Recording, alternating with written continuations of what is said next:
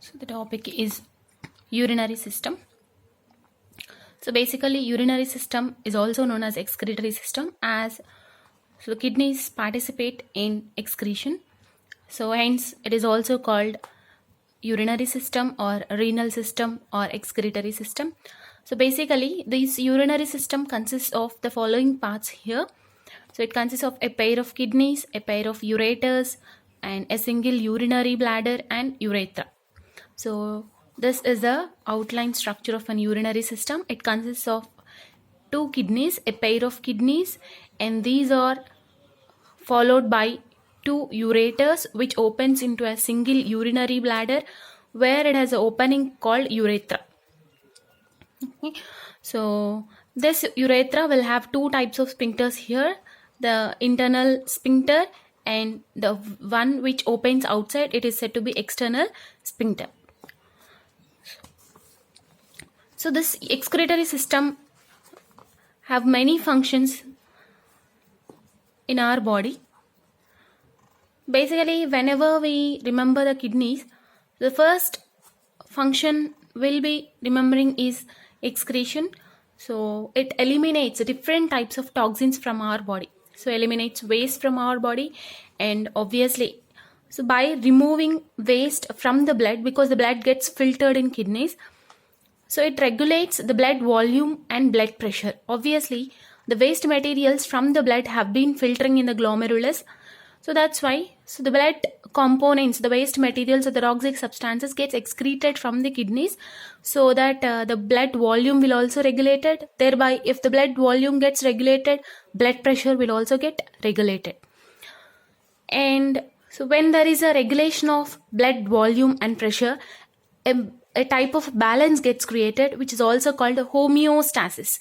So homeostasis is nothing but balancing of ions or different kinds of components in the body. So that's why kidneys also maintains homeostasis by regulating electrolytes or the metabolites and blood pH also. Why? Because so the acidic components, acids, bases, they have been removed or have been regulated. That's why. So the blood pH will also get maintained by the kidneys. And so this urinary tract, which we are calling, it acts as a drainage system of the body, because the waste materials have been excreted through this urinary tract. That's why it is said to be the drainage system. And the ion concentration will also be maintained by the kidneys, because so excess ions will be excreted through urine. So that's why, so regulation of ionic balance or ionic concentration. And if there is a excretion of acidic ions or basic ions, basic components, so there will be a maintenance of acid base homeostasis. So homeostasis is balancing of components. So here acids and bases are also being regulated here. So that's why it can maintain homeostasis. And apart from this maintenance of acid base balance, maintenance of electrolytes, regulation of ionic concentrations, all these functions, so there are other functions like, so this kidneys produces different kinds of hormones here. So different kinds of hormones, the best some of them are like erythropoietin. Erythropoietin is a hormone which is involved in the production of RBC, erythrocytes. And the erythrocytes production is regulated by this erythropoietin. And apart from that, so some of the enzymes also secreted by the kidneys like renin, and some of the peptides like angiotensin.